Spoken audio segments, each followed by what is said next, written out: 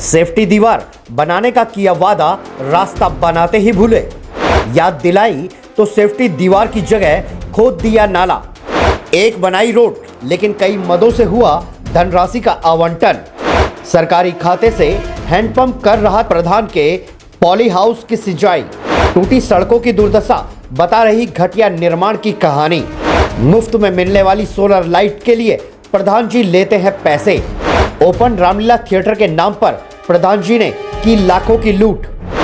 नैनीताल के हेड़ाखाल रोड पर रौसीला गांव के ग्राम प्रधान पर भ्रष्टाचार के आरोप लगातार लगते जा रहे हैं, लेकिन जिले के आला अधिकारी हैं कि कार्रवाई करने के बजाय चुप्पी साधे हुए हैं। हालात यहां तक पैदा हो गए हैं कि गांव वाले और ग्राम प्रधान भ्रष्टाचार की लड़ाई में आमने सामने आ चुके हैं।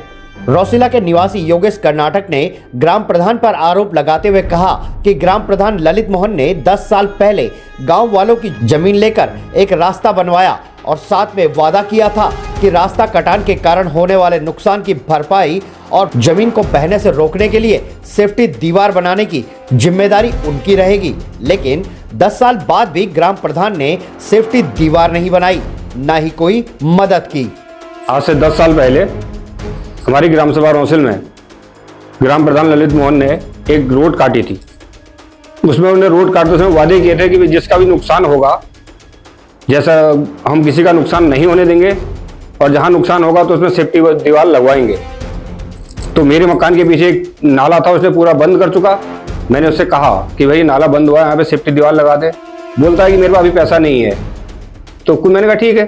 जब बार बार मैं उसको कहते रहा तो उसने वो दीवार नहीं लगाई। उसके बदले में मेरी जमीन में नहर खोद दी चिढ़ के मारे, और मैंने ही अपने पैसों की जब वहाँ पे सेफ्टी दीवार लगवाई तो उसने जेसीबी में वो पत्थर भर के उठा दिए और मुझे वहाँ पर बार बार परेशान किया जा रहा है।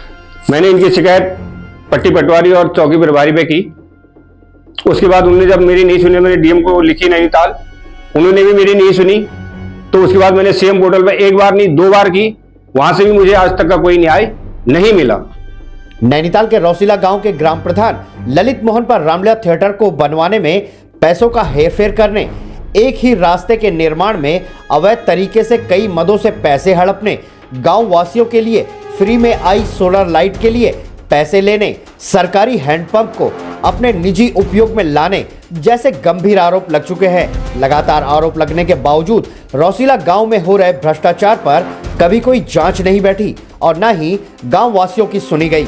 ऐसे में ये कहना गलत नहीं होगा कि नैनीताल का पंचायती राज विभाग भ्रष्टाचार में डूबा हुआ है और नैनीताल के आला अधिकारी समेत प्रदेश की धामी सरकार भ्रष्टाचार को शिष्टाचार मानकर आगे बढ़ा रही है।